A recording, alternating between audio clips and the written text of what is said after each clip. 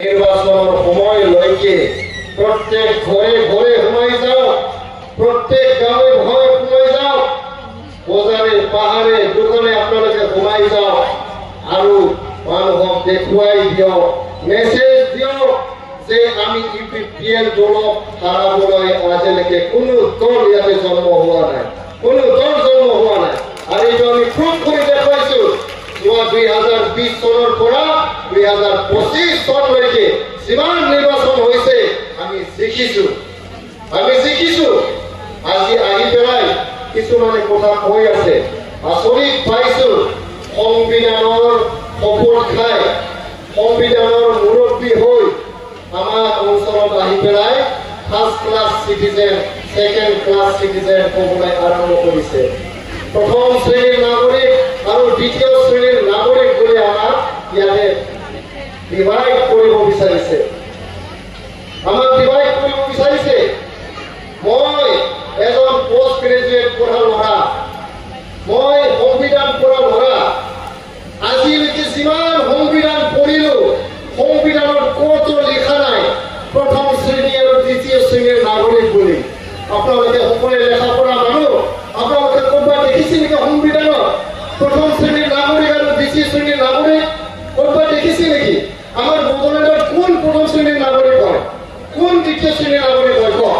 আমি ইয়াতে বড়ো আছো, বঙালী আছো, সান্থাল আছো, মুছলমান ভাইসকল আছে, গাৰো আছে, ৰাভা আছে, কোচ ৰাজবংশীসকল আছে, সকলো জাতি জনগোষ্ঠীৰ মানুহ আমি ইয়াতে মিলি জুলি মৰম স্নেহেৰে আমি জীয়াই আছো। কোনেও ইয়াতে প্ৰথম শ্ৰেণী আৰু দ্বিতীয় শ্ৰেণীৰ নাগৰিক নহয়। কাক প্ৰথম শ্ৰেণী বুলি কৈছে আৰু কাক দ্বিতীয় শ্ৰেণী বুলি কৈছে তেখেতসকলে ক্লিয়াৰ কৰি দিব লাগে। আমাৰ মাজত শান্তি যে ঘূৰি আহিছে, শান্তিটো পিকনিক কৰিবলৈ এইটো বাক্যটো কৈছে বুলি মই ধাৰণা কৰিছো। মই অনুৰোধ কৰিছো, সংবিধানৰ শপত খাই সংবিধানৰ মুৰব্বী হৈ সংবিধানৰ ৰক্ষণাবেক্ষণ দিয়া মানুহ হৈ এই যে প্ৰথম শ্ৰেণী আৰু দ্বিতীয় শ্ৰেণী যে আমাক ডিভাইড কৰিব বিচাৰিছে এইটো আমি ৰোধ কৰিব লাগিব। ৰাইজে বুজিব লাগিব এইটো অঞ্চল সংবিধান দি চলে নে নচলে, আমাৰ বিটিআৰটো সংবিধান দি চলে নে নচলে, 6 শিডিউলটো সংবিধানৰ প্ৰভিজন হয় না নহয়, বেল্ট এণ্ড ব্লকটো সংবিধানৰ প্ৰভিজন হয় না নহয়। বিটিচি গঠন হৈছে 2003 চনত, বিটিআৰ গঠন হৈছে 2020 চনত। 6 শিডিউলটো স্বাধীনতাৰ লগতে আহিছে, স্বাধীনতাৰ আগতো আছিল। ট্ৰাইবেল বেল্ট এণ্ড ব্লক 1947 আৰম্ভ হৈছে। এইটো বড়োবিলাকে আৰম্ভ কৰা আইন নহয়, এইটো কোনো বিটিচিয়ে আৰম্ভ কৰা আইন নহয়, এইটো কোনো বিটিআৰে আৰম্ভ কৰা আইন নহয়। যি আইন আমাৰ পূৰ্বপুৰুষে কৰি থৈ গৈছে কিবা উদ্দেশ্য লৈ, এই আইনটোৱে চলি আহি আছে।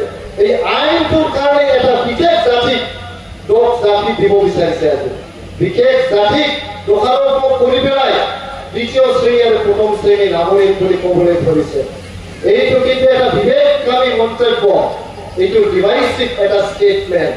গতিকে মই অনুৰোধ কৰিছো তেখেতসকলক আমাৰ ৰাজ্যৰ মুৰব্বী হৈ, আমাৰ ৰাজ্যৰ প্ৰতিনিধি হৈ আপোনালোকে কোনো পৰ্যায়ে ইয়াতে বিটিআৰ অঞ্চলত শান্তি বিঘ্নিত কৰিবলৈ চেষ্টা নকৰিব, আৰু চেষ্টা কৰিলে ৰাইজে জবাব দিব।